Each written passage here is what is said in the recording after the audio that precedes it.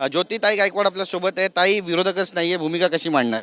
नक्कीच, कारण मी महिला म्हणून आहे, त्यामुळे महिलांचे तर प्रॉपर प्रश्न मी प्रथम मांडणार आहे. डॉक्टर संपदा मुंडे असतील, डॉक्टर गौरी असतील, त्यांच्याबद्दल मांडणार आहे. मागासवर्गीय आहे, त्यामुळे मागासवर्गीय संकल्प ताटीची जी आहे त्याच्याबद्दल बोलणार आहे.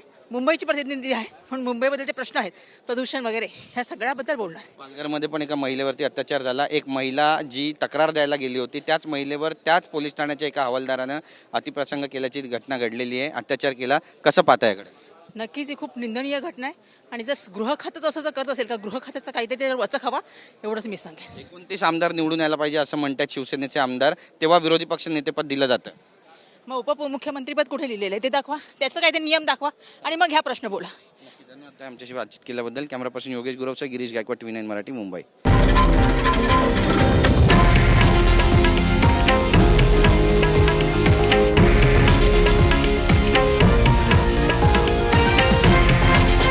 हे आहे देशातील नंबर 1 न्यूज नेटवर्क आणि आपण पाहत आहात TV9 मराठी, एकमेव.